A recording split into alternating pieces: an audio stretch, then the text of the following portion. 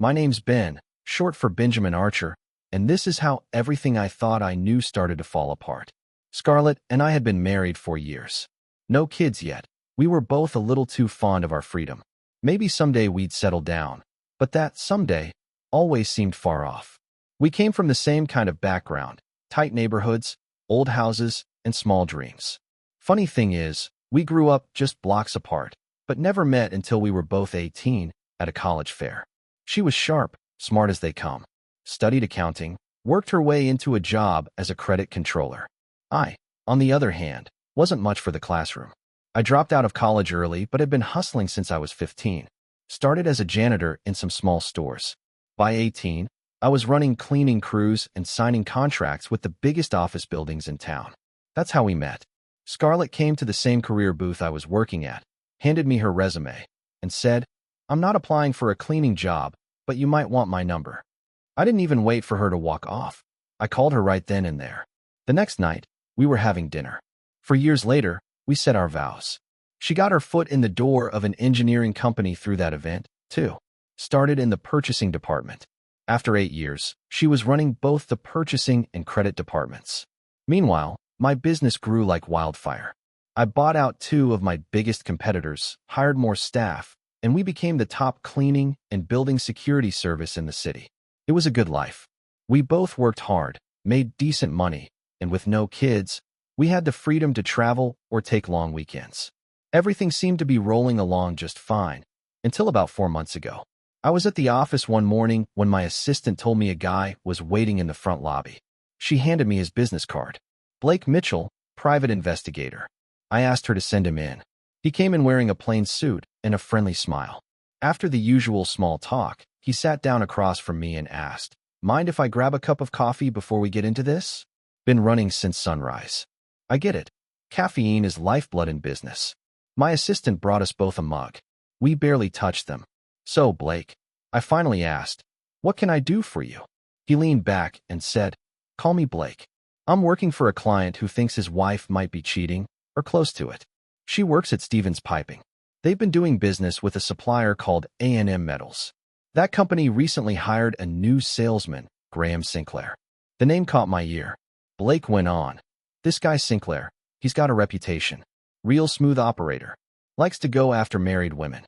Sends flowers, texts at odd hours, takes them out to lunch, that sort of thing. Lately, he's been pushing for an out-of-town meeting with my client's wife. We've gathered a lot, but we're trying to close the gap." I raised an eyebrow. "All right, but what's that got to do with me?" "Well," he said, "your cleaning crews handle the trash in the offices. This woman's desk is often left with notes, flower cards, sometimes receipts. Nothing confidential, personal stuff. We have her employer's permission to collect anything that doesn't relate to work. Legal team signed off. We just need someone we can trust to separate out the trash and hand it over." Before I could say anything, he handed me the CEO's business card from Stevens Piping. I already had the number saved from a past contract. I stepped out of the room and called the number. The CEO answered immediately. "Ben, if Blake's with you, he's authorized. Help him out and send him whatever you collect. We'll email a letter of approval for legal protection." Then he hung up. I walked back in, nodded to Blake, and said, "He confirmed it. We'll bag up her trash separately. You can swing by every morning at 11 to pick it up." We got to work. I called my night crew manager and told him what to keep an eye out for: flowers, cards, lunch receipts, any unusual notes. We did this for 6 weeks. At the end, one of my guys noticed the woman didn't come back after lunch. We called Blake. He followed her to a motel. That was the end of that marriage. After that, things returned to normal, or so I thought. A few weeks later, Scarlett started acting strange. She was quieter, didn't smile much. I asked if something was wrong, but she brushed it off. Then Donna came to see me. She's been with my company longer than almost anyone. About 25 years older than me, and always treated me like family. She sat down, clearly nervous.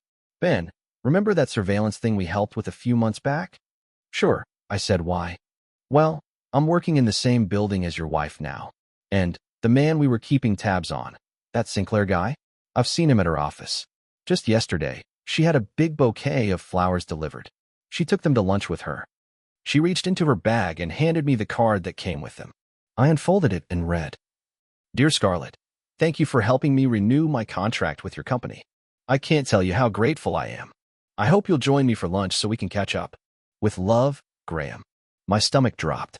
The same guy Blake warned me about, now sending flowers to my wife. And based on the card, this wasn't their first private lunch. This wasn't a misunderstanding. This was personal. After Donna dropped that bomb on me, I thanked her and asked if she'd keep an eye out, quietly, of course. I told her to bring me anything that seemed odd, especially anything from that guy. She agreed without hesitation. I didn't waste a second. I grabbed my phone and called Blake. He picked up on the third ring. Ben, what's going on? He asked. I didn't dance around it. One of my longtime employees, Donna, you remember her from the surveillance gig? Well, she works in Scarlett's office now. Says she saw Graham Sinclair dropping flowers off again. Scarlett took them with her to lunch. I've got the card, too. It's obvious this guy's chasing after my wife. Blake paused for a breath. Well, I'll tell you straight, Ben, you're not the only one. This guy's wrecked more than one marriage. You're the third husband we've got in this mess. The other two didn't even know who he was at first. They're working together now. Want to join forces with them? I didn't hesitate. Absolutely. What do we do next? He asked me to meet at his office at 2 p.m. to meet the other husbands and go over the paperwork. I showed up early, just before 2. Blake introduced me to Oliver Callahan and Toby Prescott. Both of them looked just as beat up and confused as I felt. Blake ran the meeting. Gentlemen, you've all got a common enemy, Graham Sinclair. Ben here is dealing with the same problem. If you're okay with it, we'll bring him into the fold, and you three can start working together. They both agreed. We signed all the paperwork. I paid the $5,000 retainer using my personal credit card so Scarlett wouldn't see anything odd in our business expenses. Once that was out of the way, Blake laid it out in plain terms. This guy Sinclair, he targets married women at work. Sends flowers, lunches, sweet texts. Then he starts working on getting them away for a weekend. Some women fall for it, some don't. But the ones who do, they either beg their husbands for a hall pass or hide the affair completely. He continued, Ben, he's already ruined 5 marriages in this area that we know of. He did the same thing back in Dallas, got fired and sued by a group of angry husbands. He's a repeat offender. Blake paused and asked, you cleaning at AM Metals or the school board buildings? I shook my head. No, we're not. Too bad, he said. Still, keep gathering trash from Scarlett's bin. He asked, who pays for her phone? My company does, I answered. Blake's face lit up. Even better. What kind of phone? Samsung. He handed me a form. This gives us permission to monitor her phone. You'll scan this QR code using her phone camera. That'll install our tracking software and give us access to her texts, calls, emails, WhatsApp, everything. The meeting ended with us swapping numbers and creating a WhatsApp group so we could all stay updated. That night when I got home, Scarlett was already there. She looked distracted, glued to her phone, barely said a word.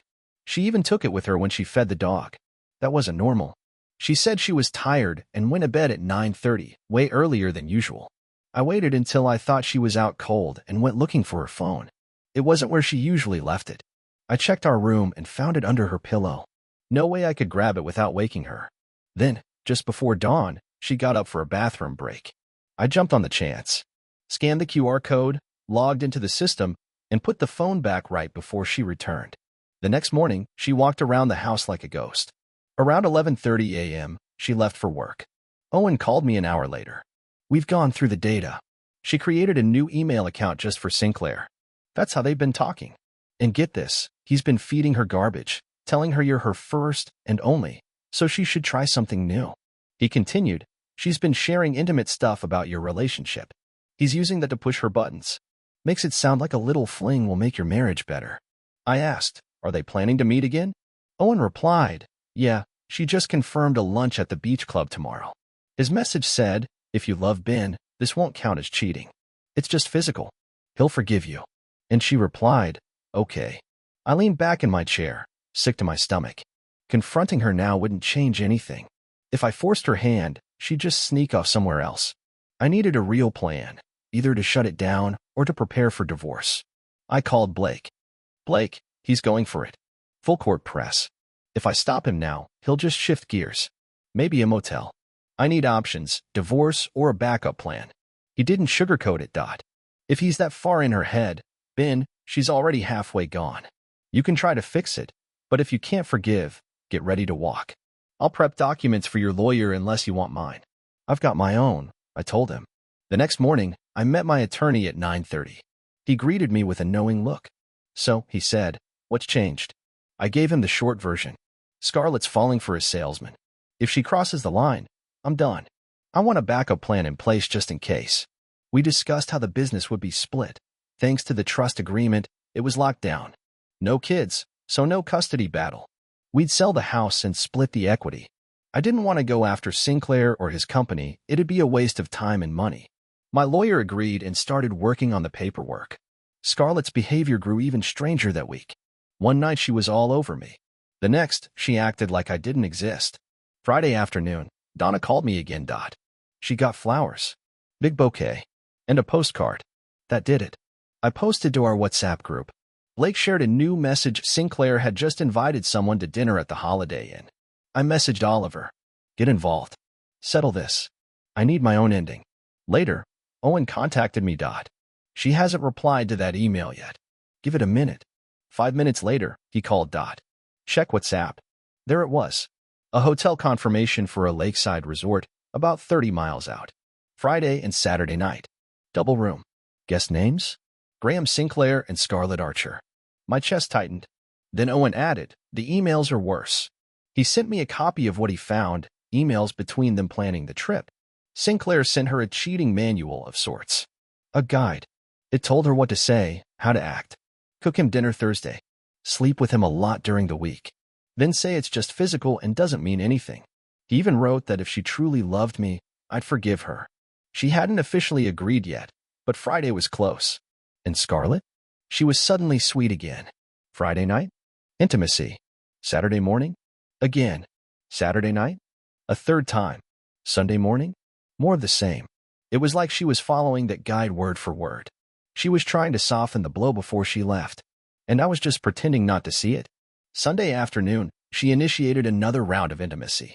Then again Monday morning, right before we started our day. It felt robotic, like a script she was following. Around 3 o'clock that same Monday, Blake called with an update. His voice was serious. Ben, he said, you need to hear this. He'd gone through more of Scarlett's messages. She had emailed Sinclair again this time, suggesting they meet Thursday night. She said she would not go through with the weekend plan unless he agreed. And if he did, that was all the permission she needed. Blake continued. She told him that if things got awkward, he should remember one thing. It's easier to ask for forgiveness than permission. That one hit me hard. I asked Blake to pull together everything, photos, messages, schedules, emails. The works. I told him to use the picture of them kissing, not overly romantic but unmistakably intimate, as the cover for the packet. Then to forward all of it to my lawyer. Consider it done, he said. I called my attorney immediately to warn him what was coming. We agreed to go over it all in person, Saturday morning, over breakfast. I joked that it'd probably ruin our appetites. That night, Scarlett tried to be close again, but I made up an excuse about work and stayed in the office until after 2 a.m. When I finally crawled into bed, she was already asleep. Funny thing is, I slept great. I was finally thinking clearly. By sunrise, I was back at work. Around mid-morning, a courier dropped off Blake's folder. I opened it slowly, flipping through every page. Her emails had a seductive undertone, nothing explicit, just enough to know exactly where her mind was. She had a way of pulling strings without being too obvious. Blake also included details on Sinclair's history, at least 7 marriages wrecked by him over the past year and a half. And then there was a handwritten note from Oliver. His wife had a breakdown at the Holiday Inn after being confronted. She'd run off crying, and Blake had to drive Oliver home. They were trying counseling now, mostly for the sake of their kids. As I sat there reading, my secretary walked in, Elena. She paused, studied me for a second, then asked gently, "Are you okay?" And for the first time, I told someone the whole truth. She listened quietly, nodding. When I asked what she thought, she gave me this playful smirk. "Well, Ben," she said, "what's good for the goose is good for the gander." I chuckled. And who would this gander be? She leaned on the desk and winked. "Me. Your loyal secretary. You need to clear your head? Let's take a weekend for ourselves. No strings, just clarity. You're not cheating, just leveling the field." It was bold. I won't lie, it caught me off guard. But it planted an idea. That night, I slept beside Scarlett again. We were intimate, but it meant nothing. The next morning, Wednesday, neither of us even mentioned it. By Thursday morning, the air between us was thin. As I left for work, she called out something about dinner. I didn't answer. Around noon, Blake called again. Scarlett had sent a message to Sinclair, saying she was prepping a special dinner for me and would give him an update after, trying to soften the blow before the weekend. I went out and bought groceries, chicken, fresh vegetables, her favorite white wine, and got to cooking. Dinner would be perfect. By 4:30, I was setting the table when Scarlett walked in, arms full of shopping bags. "What's all this?" she asked. "Just making something nice for my beautiful wife. Thought we could eat and talk." Her eyebrows raised. "Oh, I was going to cook too. Actually, I had something important to discuss tonight." I just smiled. Of course. Dinner was quiet. I steered the conversation to neutral topics, trying to keep things steady. She made a few attempts to shift it, but I waved her off. "Let's enjoy the food. We'll talk after." When we were done, I walked her into the kitchen. "Bring your wine," I told her. "We'll chat in here." I had placed a folder under a stack of magazines earlier. I slid them aside and laid it in front of her. She tilted her head. "Scarlett," I began, "I love you. I always have. But lately, I've felt inexperienced. Like maybe I've missed something." She looked confused. "Elena, my secretary, she's been talking to me, opening up. I like the way she talks, how she makes me feel. And I've been thinking, maybe I need to explore something. Just once. Nothing emotional. Just physical. A weekend. A way to understand myself better, and maybe be a better partner to you in the long run." Scarlett's face flushed bright red. "You're joking," she hissed. "If you go through with that, I want her gone by Monday, or I'm out." I burst out laughing. "Scarlett, your reaction? Priceless." Her face fell. Then her eyes narrowed. "You knew?" I handed her the folder. The photo of her, and Sinclair was right on top. "Yes," I said. "I knew. And I wanted to see how you'd respond." She flipped through it. Emails, texts, photos. Everything. "You spied on me," she said, her voice cracking. "That's disgusting." "What's disgusting is you planning a weekend away with a man who's done this to a dozen others," I replied. "What I did was defend my marriage." She turned pale, flipping through more pages. "I never meant for this to ruin us," she muttered. "It didn't mean anything. You were about to sleep with another man, Scarlett. You lied. You betrayed me. And now you're angry at me for figuring it out." She said nothing. "I didn't sleep with Elena. I didn't kiss her. I didn't plan a getaway. You did." She backed away, whispering, "I need to be alone." She ran upstairs. I heard the door lock. Later that night, I opened the app Blake gave me. Scarlett was messaging Sinclair again. She told him I had found out, that I had prepared dinner, showed her everything. She was upset, but she still hoped I wouldn't go through with a divorce. He kept pushing, said it was booked, it was too late to back out, that if I really loved her, I'd forgive her. He begged her to go anyway. She hesitated, said she'd bring her bag to work and see how I reacted. That was it for me. I called my lawyer, told him everything, asked if we could give her a formal letter warning her. If she left for that trip, divorce papers would be served the next morning. He agreed. We'd send it to her office around 11 o'clock on Friday, ideally when Sinclair was there, too. The next morning, I found her bag packed, sitting next to the bed. "So you're going?" I said quietly. She didn't reply. I walked to the guest room and shut the door behind me. I cried. I will not lie. She tried to reach out. I ignored her. The next morning, I showered, got dressed, and walked into the kitchen. The smell of bacon and coffee filled the house. She was making breakfast, trying to fix everything with pancakes and a smile. "I suppose this is your idea of showing me what I'll miss if I go through with the divorce?" I asked coldly. She looked hurt. I continued, "We both know what's happening. My attorney is serving you tomorrow morning. Unless you cancel everything and come home tonight, it's done. No more chances." But I made it clear to her that if she walked out that door with him, there'd be no coming back. No explanations, no second chances. She begged me to stay for breakfast, to talk things through. I turned to face her. "We already had the talk," I said. "That overnight bag of yours. It says everything I need to know. I'm not staying for breakfast. Tell me you started figuring things out on your own." She looked down, wouldn't meet my eyes. That was all the answer I needed. I left the house without another word. When I got to the office, Elena caught sight of me and walked over. "You look like hell," she said. I gave her a half smile. "And you look about as beautiful as always." Before she could say more, I added, when I hit her with the Plan B story, she flipped. Told me you needed to be fired. Screamed over my dead body. Then stormed off to pack.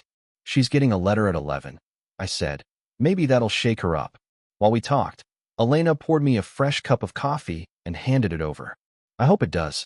She's got to realize she can't have it both ways, Elena said. I nodded and sat down, knowing full well I'd barely get any work done that day. Sure enough, just after 11, my phone rang. It was Scarlett. Her voice was shaky, full of tears. Ben, are you really going through with the divorce? She clearly hadn't expected me to take it this far. If you cheat, Scarlett, you broke the deal. You'd leave me in a heartbeat if the shoe were on the other foot, right? Her voice dropped. Yes. Then I'll be home in 20 minutes, I said and hung up. When I got back, I brewed some coffee and sat down at the kitchen table. The smell of bacon from earlier still lingered in the air.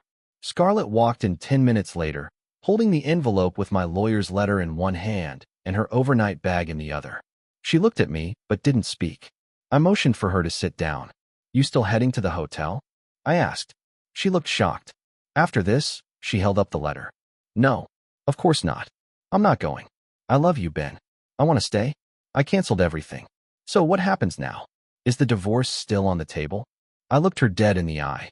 If you don't go to that hotel, the papers won't be filed. But our marriage isn't just bruised, it's broken. And if you want to fix this, here's what needs to happen. I laid it out, one thing at a time. First, you call Sinclair right now, in front of me, and tell him it's over. Then, you delete that private email account you set up for him. After that, you let your boss know what's been going on and request that Sinclair be permanently removed from your office. Finally, we go to counseling, together, and figure out how the hell we got here. Before she could reply, her phone started ringing. It was Sinclair. She looked at me, nodded, and hit speaker. Where are you? Sinclair asked. I'm standing here at reception waiting. I don't have all day. She took a shaky breath. Graham, I'm home. With Ben. Something happened. I realized that if I go with you, I lose everything. I'm not coming. There was a pause. Then the venom came out in his voice. You stupid girl. Do you know how much time and money I've spent on you? And now you back out because your weak little husband throws a tantrum? You're pathetic. She ended the call and stared at the phone, shaken. That's when she saw him for what he was. Just a user. It took some effort, but we deleted the email account together. About an hour later, there was a knock at the door. Her manager Landon was standing there, along with their company's CEO. Scarlett, Landon said. We're aware of what happened. Disappointed doesn't begin to cover it.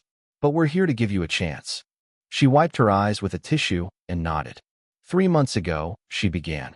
A new sales rep named Graham Sinclair was assigned to our account. At first, he just visited a lot. Then he started complimenting my appearance. I didn't think much of it at first, but it grew personal. He'd send flowers, chocolates, flirty messages. Eventually, he invited me to dinner. I made a mistake. I went. Her voice wavered, but she pushed through. He started asking about my marriage, intimate stuff. Put Ben down. Said I deserved better. It was slow but constant. And then he proposed a weekend away. But Ben, he found out. He showed me everything and made it clear what I was about to lose. I called off the trip. I planned to report the incident officially. Landon nodded and looked to the CEO, who spoke next. We've been having issues with AM Metals anyway. Between product problems and now this, we're cutting ties. Sinclair will not step foot in this building again.